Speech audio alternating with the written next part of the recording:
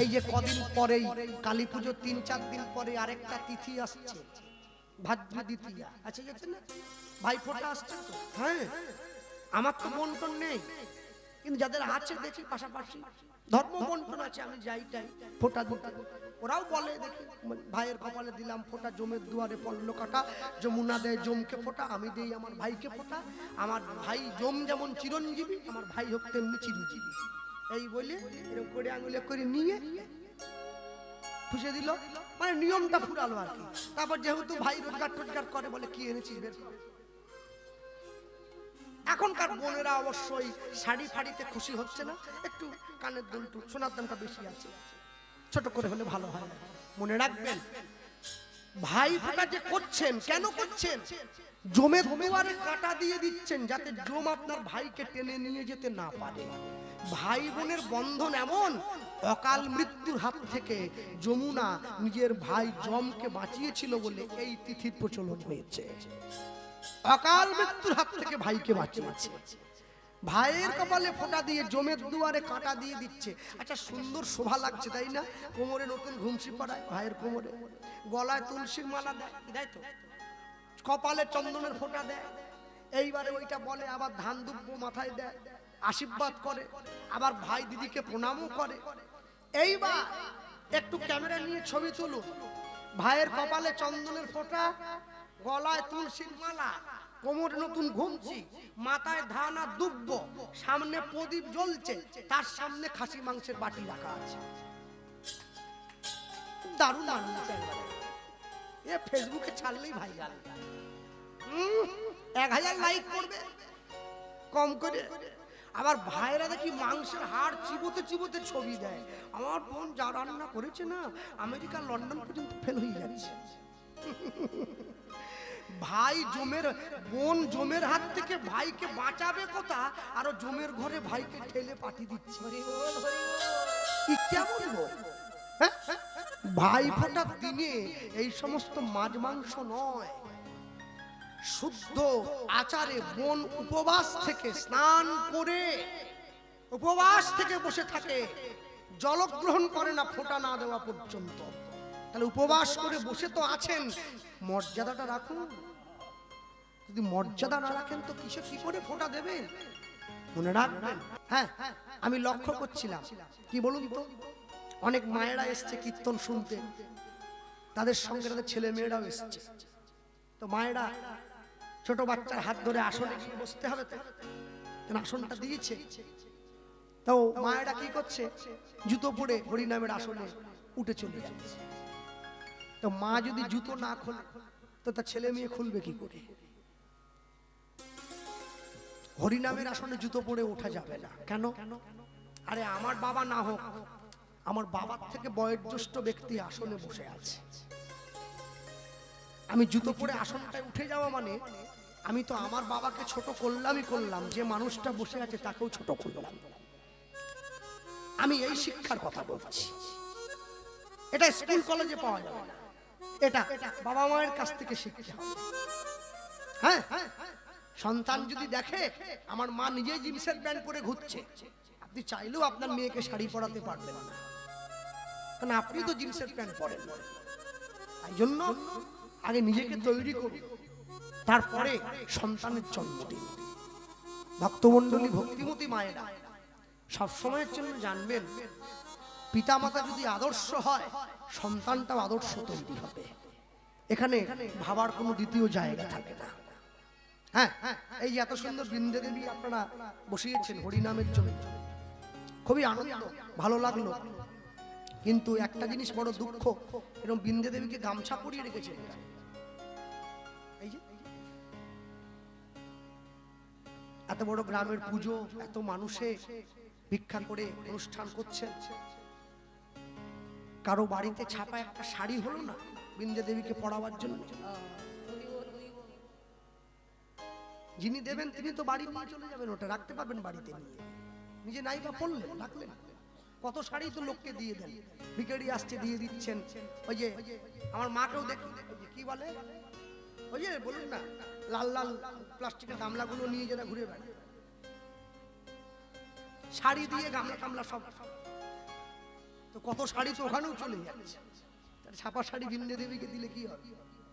এই মানসিকতা পরিবর্তন করতে হবে, একটু রুচি পরিবর্তন করুন।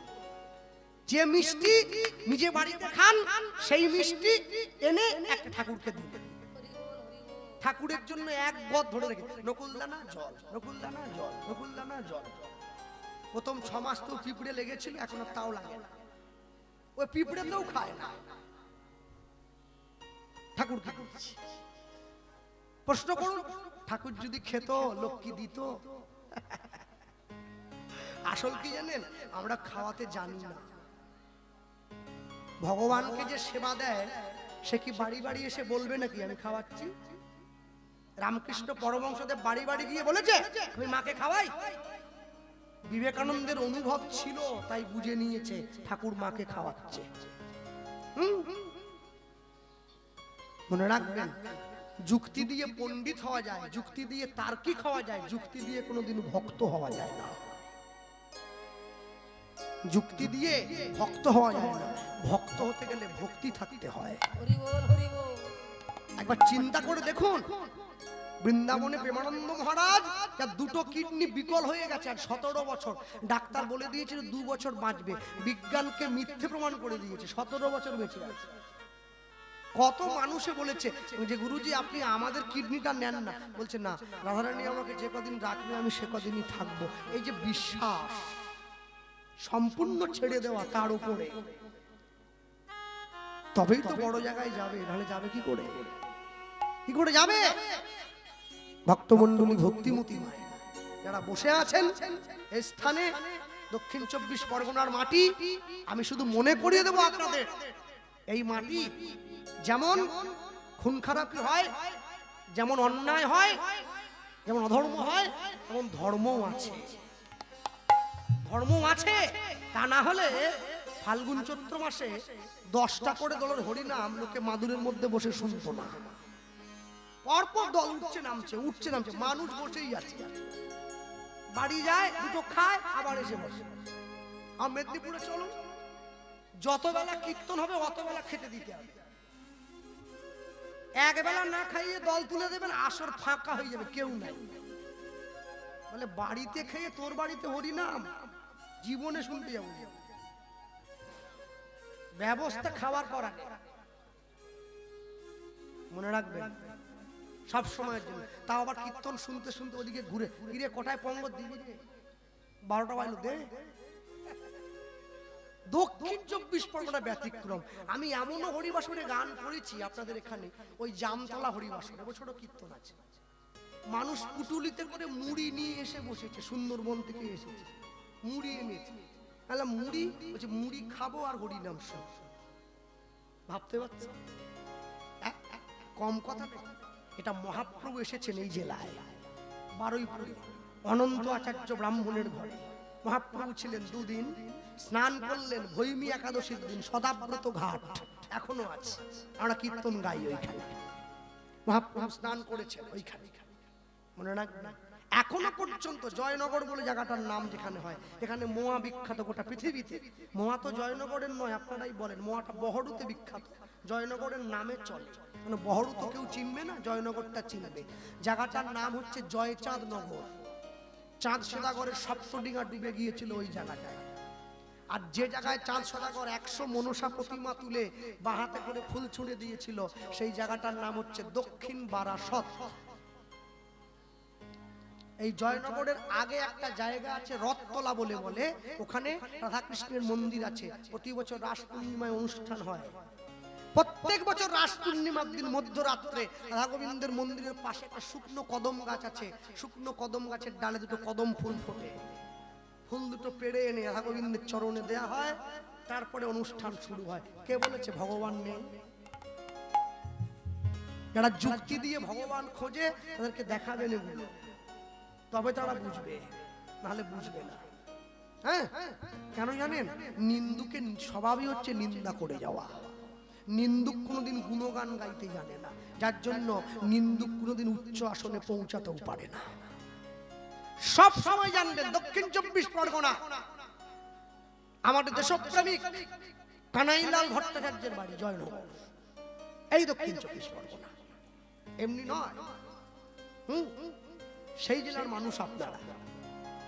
মহাপ্রভু ভক্তির বীজটা পুঁতে রেখে গেছেন, আপনারা তুলে ভাগ করে নিচ্ছেন। একটু যত্ন করে করুন, যত্ন করে করুন। অনেক অনেক ব্যক্তিগত হরিবাসরে গিয়ে দেখেছি, কীর্তন চলছে, মাঝখানে বাড়ির মালিক সবার জন্য চা পাঠিয়ে দিয়েছে কাপে কাপে। হরিবাসরে নেশার জিনিসটা দেয়া যেমন বর্জনীয়, এটা যেমন ঠিক, সেই সঙ্গে এটাও ঠিক, মানুষকে ঘুম ভাঙাবার জন্য তিনি চায়ের ব্যবস্থাও করেছেন। মানুষের চা খেয়ে ঘুম কাটুক, হরিনাম কানে যাক। আমি উদ্দেশ্যটা বলছি, মনে রাখবেন। এই হৃদয় আপনি কিন্তু সব জেলায় দেখতে পাবেন না। আমি সব জেলা ঘুরে গান করি, একবারে কোচবিহার থেকে সুন্দরবন পর্যন্ত সমস্ত জেলা, কত জায়গা পাবেন, কিন্তু এই ভালোবাসা সব জায়গায় পাবেন না। তবে দক্ষিণ 24 পরগনা কীর্তনও বেশি, দক্ষিণ 24 পরগনা শ্রোতাও বেশি, আবার দক্ষিণ 24 পরগনা ভোটের আগে বডিও পড়ে সব থেকে বেশি। থানায় আসামির সংখ্যাও সব চাইতে বেশি, হসপিটালে রোগীর সংখ্যাও সব চাইতে বেশি। মানে কি বলুন তো, মানুষ মদও খায় আর কীর্তনও করে। এ হচ্ছে জ্বালা, এই জ্বালা বড়।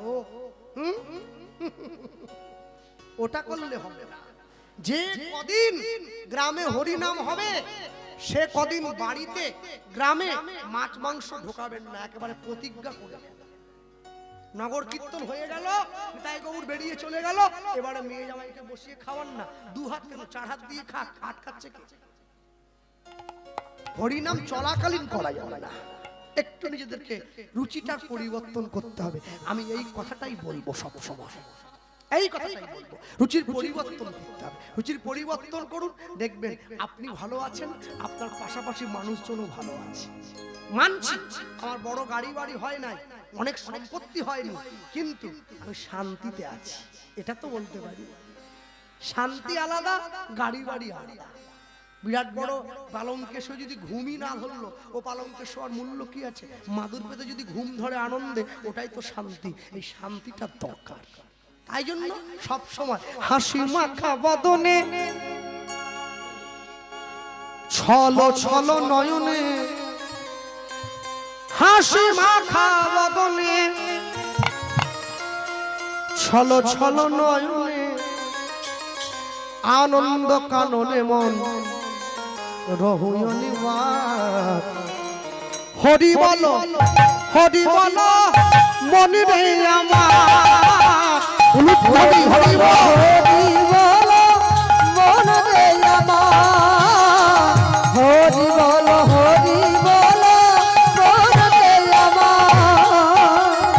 হাসি মাখা বদনে, ছলো ছলো নয়নে, ওই নয় হাসি মাখা বদনে, ছলো ছলো নয়নে, হাসি মাখা বদনে,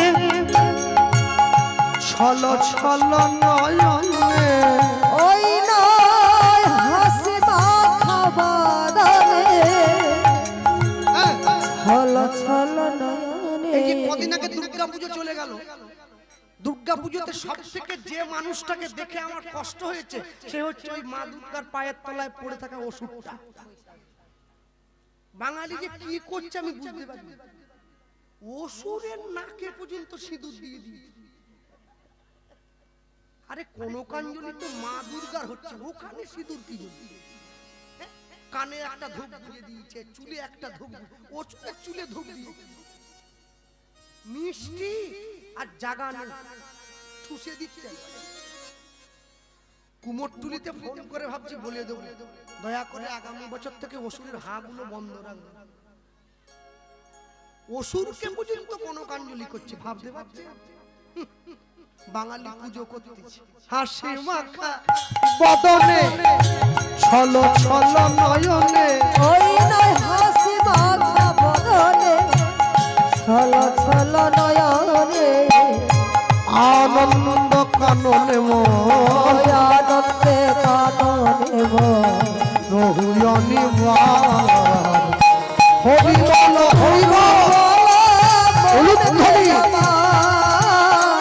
হরি বল, গুরু বল মন রে আমার, গতি নাই গতি নাই হরি নাম ছাড়া কণ্ঠ ভরিয়া গাও হয়ে আত্মহারা গতি নাই গতি নাই হরি নাম ছাড়া কণ্ঠ ভরিয়া গাও হয়ে আত্মহারা গতি নাই গতি নাই হরি নাম ছাড়া কণ্ঠ ভরিয়া গাও হয়ে আত্মহারা গতি নাই গতি নাই হরি নাম ছাড়া কণ্ঠ ভরিয়া গাও হয়ে আত্মহারা ওই দেখো শ্মশানে কি বারাত্রি দিনে আর ওই দেখো শ্মশানে দিবারাত্র দিনে তুমি ওই দেখো শ্মশানে কি বারাত্রি দিনে আর ওই দেখো শ্মশানে দিবারাত্র দিনে পুরিতেছে মানুষের পুরিতেছে মানুষে পুরিতেছে মানুষে যত অহংকার হরি বল হরি বল হরি হরি বল হরি বল হরি বল মন রে আমার হরি বল হরি বল মন রে আমার কেউ তো কারো নয় এ কথাটা সত্য তুমি ভেবে দেখো মন সবই যে অনিত্য কেউ তো কারণ এ কথাটা সত্য ভেবে দেখব এ কথাটি সত্য এই যে মরে যাওয়ার পরে ছুটে এসেছে বাড়ির লোক সকলে মিলে বলছে এই যে এতদিন কীর্তন করেছে এই যে জামাগুলো ধুতিগুলো পরে গাইতো ওগুলো দাও ওগুলো বাড়িতে রাখা যাবে না কারণ ওগুলো মনে রাখলে একটা মনে পড়ে আর কি স্মৃতি আছে তো আর মরার ছোঁয়াও আছে এগুলো দিয়ে দাও যে খাটে শুয়ে ঘুমোতো খাটটা থাকবে বিছানাগুলো দিয়ে দাও কেন শাল কাঠের পালঙ্ক দাম আছে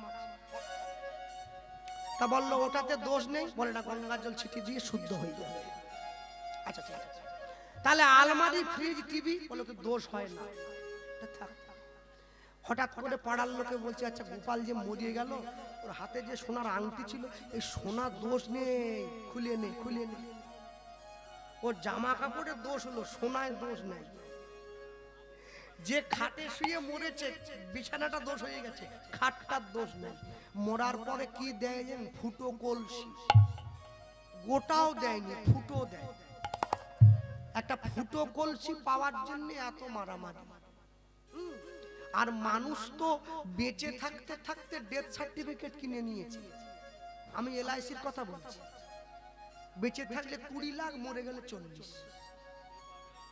প্রত্যেক দিন আমার গিন্নি একবার করে বের করে আলমারি থেকে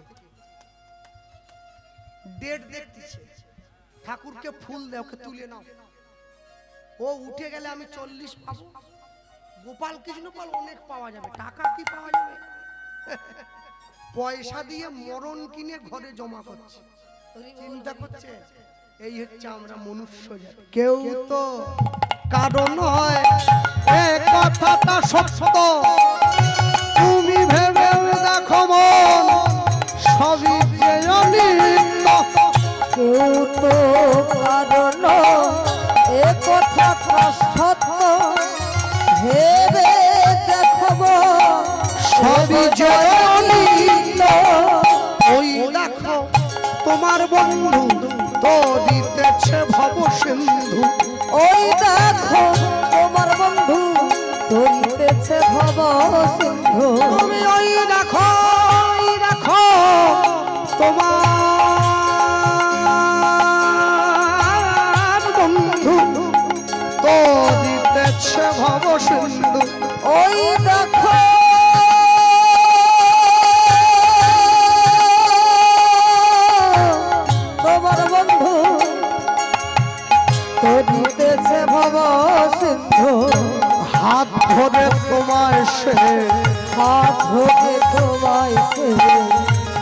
করে দেবে পার।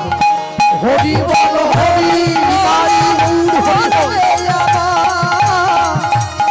বল হরি বল মন রে আমার হরি বল হরি বল মন রে আমার বলো হাসি মাখা বদনে ছল ছল নয়নে ওই নয় হাসি মাথা বদনে ছল ছল নয়নে আনন্দ কাননে মন আনন্দ কাননে মন রহুয়নি পার। হরি বল হরি বল মন রে আমার হরি বল হরি বল মন রে আমার হরি বল হরি বল মন রে আমার নিতাই গৌর প্রেমানন্দ হরি হরি হরি বল একটু একটু করে ছেলেটা বড় হচ্ছে, শিক্ষা অর্জন করছে। শিক্ষা অর্জন করতে করতে আজকে যখন ছেলেটার বয়স 15 বছর হয়েছে, আষাঢ় মাসে ঝমঝম করে বৃষ্টি হচ্ছে, বাড়িতে গিয়ে মাকে বলছে, মা বাড়ির জালটা একটু দাও তো। মা বলে, জাল নিয়ে কি করবি? বলছে, নদীতে যাব জাল ফেলার জন্য। বাঁকুড়া জেলায় ঢুকতে গেলে একটা নদী পড়ে, যে নদীটার নাম হচ্ছে বাঁকা নদী, এখনো আছে। ওই নদীর উপরে একটা ব্রিজ পড়ে, ওর নাম শিলাবতী ব্রিজ, গোপাল সিংহের মায়ের নামই হয়েছে। সেই নদীতে জালটা নিয়ে গিয়ে ফেলেছে। যখন ফেললো, জাল ফেলতে গিয়ে কি দেখলো? প্রথমবারেতে জাল জলেতে ফেলিল, জলেতে ফেলিল চন্দন মাখা তুলসী পত্র জালেতে উঠিল। জলেতে উঠিল দ্বিতীয়বারেতে জাল জলেতে ফেলিল, জলেতে ফেলিল শঙ্খ ঘণ্টা পঞ্চ প্রদীপ জালেতে উঠিল। জলেতে উঠিল তৃতীয়বারেতে জাল জলেতে ফেলিল, জলেতে ফেলিল চার খণ্ড ইটের টুকরো জালেতে উঠিল। জলেতে উঠিল তিনবারের বার জাল ফেলে 4টে ইটের টুকরো পেয়েছে, শ্যাওলা পড়ে গেছে। বাড়িতে নিয়ে গিয়ে বাবাকে বলছে, বাবা ইটের টুকরোগুলো ভালো করে ধুয়ে একটা তুলসী মঞ্চ বানিয়ে দাও, আমি প্রত্যেকদিন তুলসীতে জল দেব। অনেকে আবার বলে, না না না, এই বয়স থেকে ছেলে মেয়েকে তুলসীতে জল দিলে হবে না। কেন? ওরা যদি সাধু হয়ে যায়। তুলসীতে জল দিলে ছেলে সাধু হয়ে যাবে? তেলের শিশির ভাঙলো বলে কুকুর পরে রাগ করো, তোমরা যেসব বুড়ো খোকা ভারত ভেঙে ভাগ করো। মালিকের হাত থেকে চায়ের কাপ পড়ে ভাঙলে মালিক বলে কোম্পানি ভালো না। কর্মচারীর হাত থেকে পড়ে ভাঙলে বলে সামনের মাসের বেতন থেকে 50 টাকা বাদ যাবে, তখন কোম্পানি ঠিক আছে।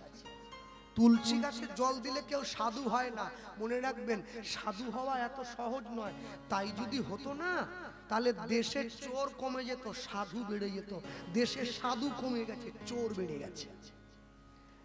যে চোরটা আমাদের রান্নাঘরের তালা ভেঙে, রান্নাঘরের বাঁশের দরজা ভেঙে একটা আলু ভাজা একটা রুটি চুরি করে, তাকে আমরা দড়ি দিয়ে বেঁধে রেখেছি, থানায় খবর দিয়েছি, পুলিশ আসছে। একটু আলু ভাজা একটা রুটি চুরি করেছে না চোর। আর যে চোরটা কলমের খোঁচা দিয়ে দেশের সম্পত্তি চুরি করে, সে যখন আমার গ্রামে আসে রজনীগন্ধার মালা পরে, আসুন বাবু আসুন। চোরের সংজ্ঞাটা চিনে নিতে হবে তো। সবাই চোর হতে পারবে না। ভক্তমণ্ডলী, ভক্তিমতী মায়েরা মনে রাখবেন, পৃথিবীতে প্রত্যেকটা জীবনের লক্ষ্য আছে, প্রত্যেকটা জীবের লক্ষ্য আছে। নেই? শিশুর দেখি যে লক্ষ্য মাতৃ দুগ্ধ পানে, মাতৃ দুগ্ধ পানে ওই মাতালের লক্ষ্য দেখো মদের সন্ধানে, মদের সন্ধানে বানরের লক্ষ্য শুধু ফলের বাগান, ফলের বাগান শকুনের লক্ষ্য শুধু ভাগাড়ের সন্ধান, ভাগাড়ের সন্ধান, শিয়ালের লক্ষ্য মরা নিয়ে টানাটানি, মোড়া নিয়ে টানাটানি, ওই নিন্দুকের লক্ষ্য দেখি পর নিন্দা গ্লানি, পরনিন্দা গ্লানি, সতী খুঁজে বুঝিবারে পতির চরণ, অতির চরণ, অসখীর লক্ষ্য হরে কিসে পরের মন, কিসে পরের মন, এই জগতে বারে বারে যেদিকেতে চাই, যেদিকেতে চাই, পৃথক পৃথক লক্ষ্যের মানুষ দেখিবারে পাই, দেখিবারে পাই, কারো লক্ষ্য উচ্চ কারো নিচ অতি ঘৃণ্য, অতি ভিন্ন, কেহ বা বিদ্রুপের পাত্র, কেহ ধন্য ধন্য, দেহ ধন্য ধন্য, সব লক্ষ্য মাঝে কার লক্ষ্য শ্রেষ্ঠ বলে মানি, শ্রেষ্ঠ বলি মানি, যার লক্ষ্য আমার রাধা গোবিন্দের রাঙা চরণ দুখানি। চরণ হরিবল। জীবনের লক্ষ্যটা থাকতে হবে সেই দিকে। আপনি যাই করুন না কেন, লক্ষ্য যদি সঠিক থাকে, লক্ষ্য বস্তু একদিন না একদিন আপনার কাছে এসে ধরা দেবে। ভক্তমণ্ডলী, ভক্তিমতী মায়েরা যখন তিনবারের বেলা জাল ফেলে 4টে ইটের টুকরো পেয়েছে, ইটের টুকরোগুলো বাবাকে এনে যখন দিল, বাবা যখন সেই ইটের টুকরো পরিষ্কার করতে গেল, দেখছে কি এগুলো ইটের টুকরো নয়, একটা একটা স্বর্ণখণ্ড পেয়েছে আমার ছেলে। যে খায় চিনি, যোগায় চিন্তামণি। এমনও বাড়িতে কীর্তন হয়েছে, যেই বাড়িতে থাকার জায়গা সেই বাড়ির বাবু মুদিখানার দোকান থেকে মুদিখানা বাজার ধার করে নিয়ে এসেছে, পয়সা নেই, তবু দল খাওয়াবো। আর এমনও বাড়িতে কীর্তন হয়েছে যাদের মুদিখানার ব্যবসা আছে, তারা কুমড়োর তরকারি আর ডাল করে ছেড়ে দিয়েছে। ওটা চয়েসই জিওস, ওটা আপনার উপরে। আমাকে তো কুমড়ো দিলেও আমি খেয়ে দুটো চলে যাব, আমি সয়াবিন দিলেও খেয়ে চলে যাব, না দিলেও কিছু বলবো না, বাড়ি চলে যাব। কিন্তু বোঝাটা বইতে হবে আপনাকে। বাঁধছেন বটে, তুলতে পারবেন কাঁধে, ওটা আপনার উপরে চলে। যাক, ভক্তমণ্ডলী, ভক্তিমতী মায়েরা নিয়ে গিয়ে যখন কাছে দাঁড়িয়েছে, সেই স্বর্ণখণ্ড একটু একটু করে ভেঙে বাজারে বিক্রি করে তৈরি হলো বাঁকুড়া জেলায় মদন মোহনের মন্দির। গোপাল সিংহ রাজা হয়েছে, সেই মন্দির তো আজও আছে, কিন্তু মন্দির হলো, রাজা হলো, রাজপ্রাসাদ তৈরি হলো, মন্দিরে ভগবান কোথায়? সে তো নেই। বাবা বলল, তুই আরেকবার নদীতে জালটা নিয়ে যা তো খোকা। এইবার ছেলে এসে সেই নদীতে জাল ফেললো, চতুর্থ বারেতে জাল জলেতে ফেলিল, জলেতে ফেলিল, জালের মধ্যে মদন মোহন উপনীত হইল, উপনীত হইল, সেই মদন মোহনকে কোলে নিয়ে বাড়িতে ফিরে এসেছে। দেখবেন এই যে বয়স্ক মায়ের রাত্রি বাড়ছে, 10টা বাজতে চললো, বয়স্ক মায়ের ঠাকুমারা উঠে আস্তে আস্তে এবারে বাড়ির দিকে রওনা দিচ্ছে। কিন্তু যখন যাত্রা হয়, আমার ঠাকুমাকে বলি চলো এবার দেরি হয়ে যাচ্ছে, বলে না, শেষ দৃশ্যটা না দেখলে এক নায়ক নায়িকার মিলটা দেখে যাব। দেখেছেন সারা জীবন সংসারে কত মিল করেছে, কত জুটি ভাঙিয়েছে, তাও শিক্ষা হয়নি, বসে দেখবে। অভিনয় করে শখ মেটেনি, অভিনয় দেখে শখ মিটচ্ছে। যাক, সেই মদন মোহনকে কোলে নিয়ে মন্দিরে ফিরে এসেছে। হ্যাঁ, যুগে যুগে তুমি আসিলে ধরায় রাখিতে ভক্তের মান, তুমি ভক্তের ভগবান। ধ্বনি যুগে যুগে তুমি আসিলে ধরা রাখিতে ভক্তের মান, রাখিতে ভক্তের মান। যুগে যুগে তুমি আসিলে ভরায় রাখিতে ভক্তের মান তুমি ভক্তের ভগবান হরি বল। যুগে যুগে তুমি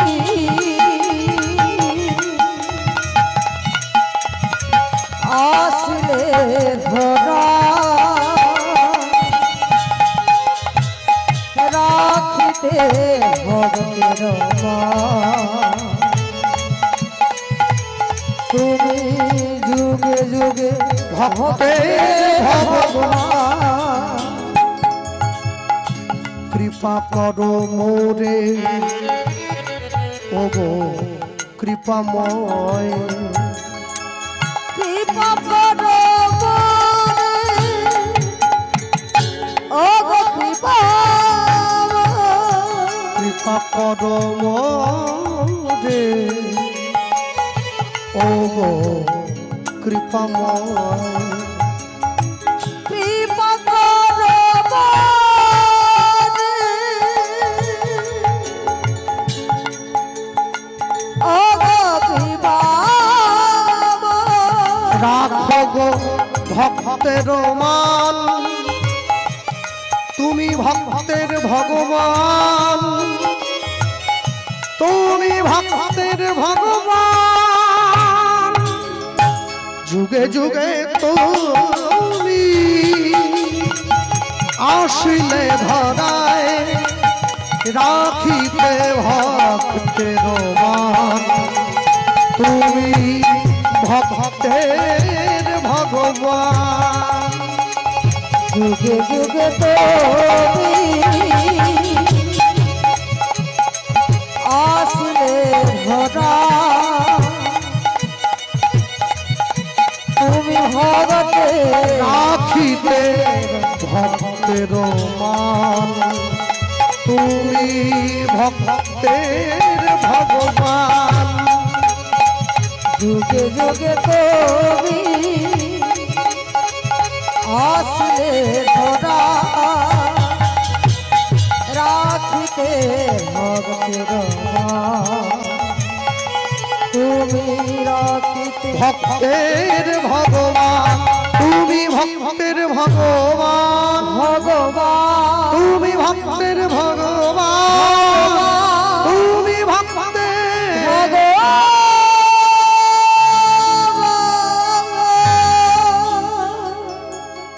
গোপাল সিংহের পূর্ণ বিশ্বাসে গোপাল সিংহের ভালোবাসায় সেই মন্দিরের মদন মোহন মন্দিরের মধ্যে চোখ মেলে দাঁড়িয়েছে গোপাল সিংহ প্রভু তোমার জন্য আমি এসে দাঁড়িয়েছি তোমার সম্মুখে শোনো ডাকার মতো ডাকলে পরে সে কি ঘরে রইতে পারে ভগবান এসে দাঁড়িয়েছেন একদিন দুদিন তিন দিন 4 দিন 5 দিন 6 দিন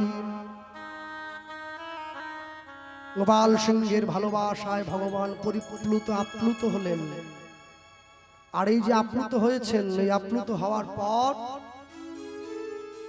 একদিনকে ভগবান যখন মন্দিরের সেবাতে গোপাল সিংহ মগ্ন হয়ে আছে নিমজ্জিত হয়ে আছে হঠাৎ করে মন্দিরের মধ্যে দাঁড়িয়ে মন্দিরের দরজার বাইরে দাঁড়িয়ে মন্ত্রী ডাক দিচ্ছে মহারাজ দরজা খুলুন মহারাজ ছুটে গিয়ে দরজাটা খুলে দিয়েছেন আর যখন ছুটে গিয়ে দরজাটা খুলে দিয়েছেন দরজাটা খোলা মাত্রই মন্ত্রী গোপাল সিংহের সম্মুখে দাঁড়িয়ে বলে উঠলেন মহারাজ পাশের রাজ্যের রাজা আমাদের রাজ্যটা আক্রমণ করেছে ভগবান যখন এই কথা জানতে পারলেন আমার ভক্তকে রক্ষা করতে হবে কামান কাঁধে নিয়ে ওই মন্দিরের মদন মোহন দাঁড়িয়ে পড়েছেন বাঁকুড়া লালবাজারের উপরে যুদ্ধ করবার জন্য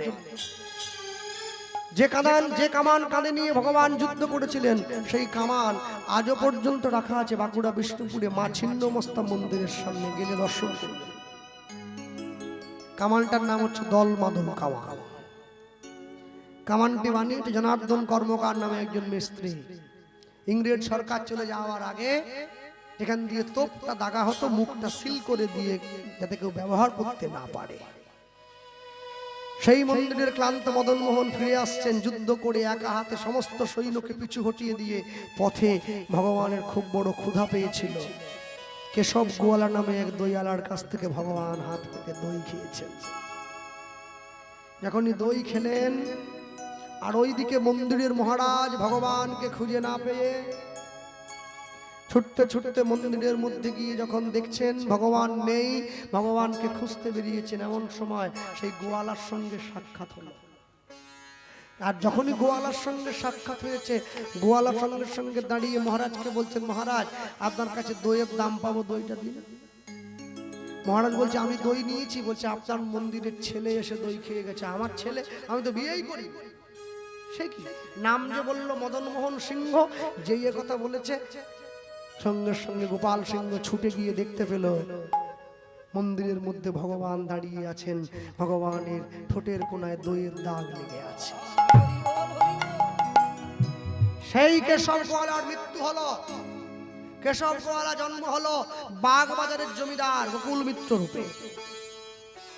আর ওইদিকে দিনাত দায়ে বিষ্ণুপুর তখন একদম অচল অবস্থায় গিয়ে ঠেকেছে।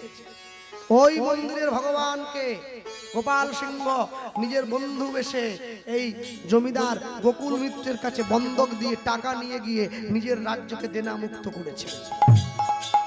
যখনই গোপাল সিংহ এই ভগবানকে বন্ধক দিতে এলেন, গোকুল মিত্র কোলে নিয়ে চিনে নিয়েছেন, এ তো আমার সেই পূর্ব জীবনের।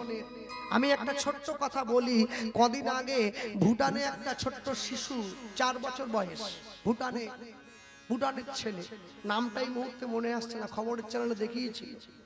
ছেলেটা জন্ম হওয়ার পরে সবাই যখন তাকে জিজ্ঞাসা করছে তোমার নাম কি, কি ব্যাপার, ছোট ছেলে তো, সে সকলকে বলছে আমি পূর্ববর্তী জীবনে নালন্দা বিশ্ববিদ্যালয়ের ছাত্র ছিলাম। সবাই তো অবাক হয়ে গেছে, এইটুকু ছেলে কি বলছি, 4 বছর বয়স, তো তুই জানিস নালন্দা বিশ্ববিদ্যালয় কি ছিল না ছিল? তাকে তার এই কথাটা প্রমাণ করবার জন্য তার পিতা মাতা 2 জন তাকে কোলে করে ভারতবর্ষের নালন্দা বিশ্ববিদ্যালয়ে নিয়ে আসে। নালন্দা বিশ্ববিদ্যালয়ের চারদিকে ঘুরে ঘুরে ছেলেটা সকলের সামনে দাঁড়িয়ে বলে বলে দিচ্ছে এখানে কোন ক্লাসটা হতো, এখানে কোন ক্লাসটা হতো, এখানে কোন বিষয় নিয়ে গবেষণা হতো। তখন সকলে চিনতে পারলো যে ভারতবর্ষে সনাতন ধর্মের মানুষ যে বলে পুনর্জন্ম বলে একটা কথা আছে, এই ছেলেটা তার সব থেকে বড় প্রমাণ। মনে রাখবেন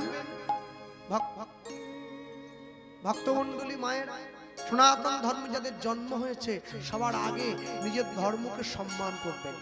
আরেকটা অনুরোধ করে যাই, লীলামাধুর্য শেষের প্রাঙ্গণে গিয়ে দাঁড়িয়েছি আমরা, আরেকটা কথা না বললে নয়।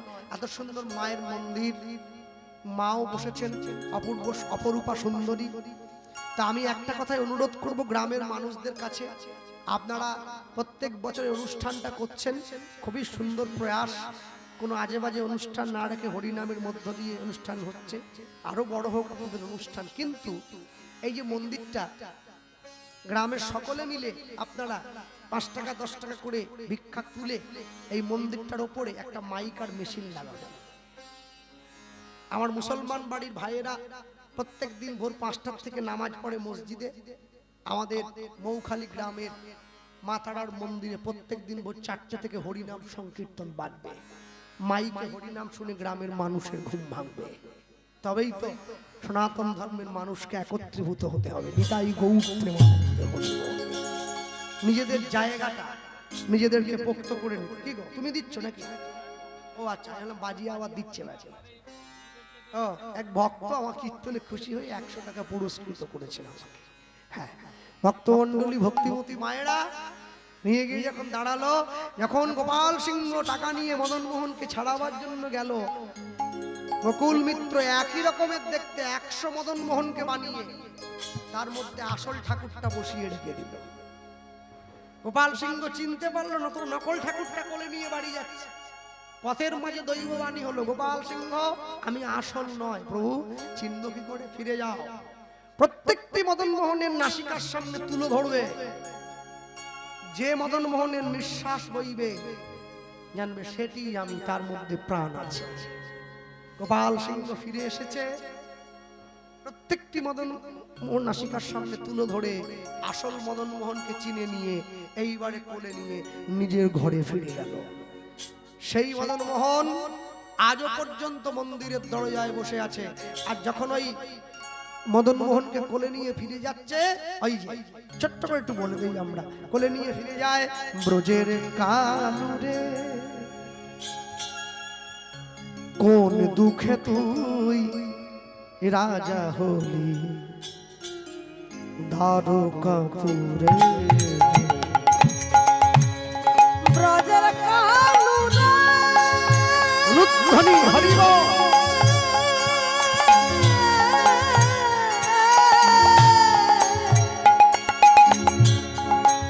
কোন দুঃখে তুই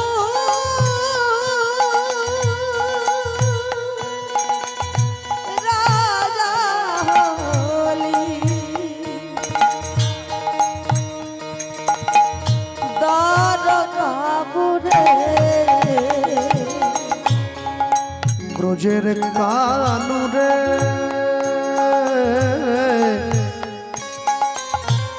ব্রজের কানুরে কোন দুঃখে তুই রাজা হলি দ্বারকাপুরে।